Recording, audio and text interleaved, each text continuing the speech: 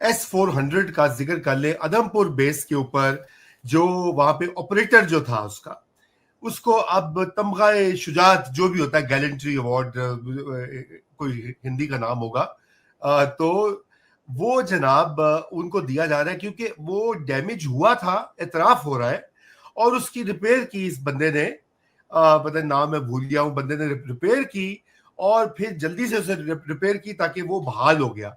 अब ये एक पहले दावा किया गया कि पाकिस्तान की मिसाइल्स और पाकिस्तान के अटैक से अनटच था S-400 जो कि एयर डिफेंस है। तो पहली बार ये ऑफिशियल एडमिशन है कि Pakistan did and up damaging S-400 Indian air defence जो निज़ाम है। तो थोड़ा सा ये बताएं इसके ऊपर कि ये डिनाइल के बाद अब खुद ही ये मान रहे हैं, और व्हाट डज इट से and what does it mean for the defence capabilities on both sides.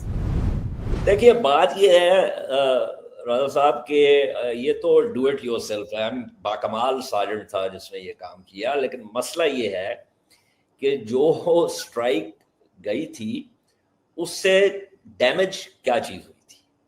96 L6E ये वो 3D phased array early warning and acquisition radar है, जो कि one of the two radars जो कि ये S-400 के साथ आते हैं, और इसका जो नेटो कोड नेम है इट्स कॉल्ड द चीज बोर्ड रेडार। अब वो जो चीज बोर्ड रेडार जो है वो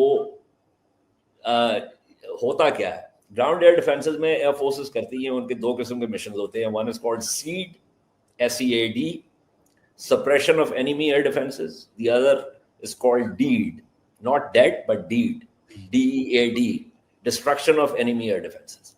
Seed and DEED missions. अब जो सीड मिशंस है उसमें आपको याद होगा कि मोदी साहब आदमपुर गए तो वहां पे वो पीछे लॉन्चर्स जो है वो खड़े थे, लॉन्च ट्यूब्स। सीड मिशन के लिए you don't have to destroy everything. You have to take out one particular component of the system, right, and that will render the system dysfunctional until such time that that particular component can be replenished. Correct. To the extent and for the duration of the conflict, if you've done that. बल्कि जो US Air Force की जो definition है seed mission की वो ये है कि अगर if you force the enemy, the radars of enemy ground air defenses to switch off and not light up, ठीक है, that means that the enemy is incapable of utilizing the radars optimally. That in and of itself also is considered a successful seed mission. तो अगर आप एक component जो है वो निकाल लेते हैं, बाय द वे जो सदर्न साइड के ऊपर जो हमारी अटेम्प्ट थी S-400 के खिलाफ, दैट वाज़न्ट सक्सेसफुल। ये आदमपुर वाली जो थी दिस वाज सक्सेसफुल जी।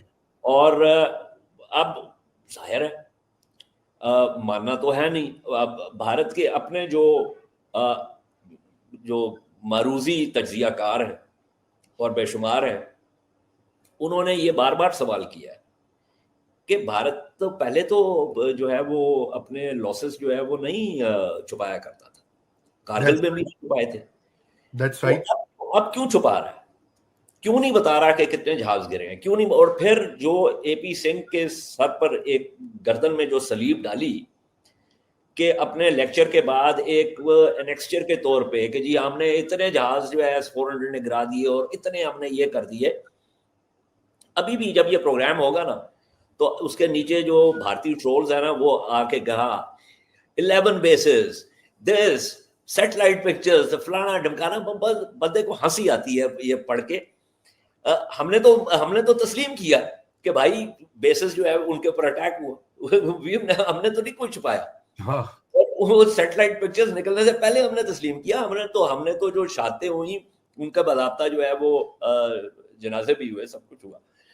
तो we don't have to hide anything. Right. जो मोदी ने जो जंगें पाकिस्तान के खिलाफ लड़ी हैं ये बुनियादी तौर पे अंदरूनी सियासत की जंगें हैं रजा।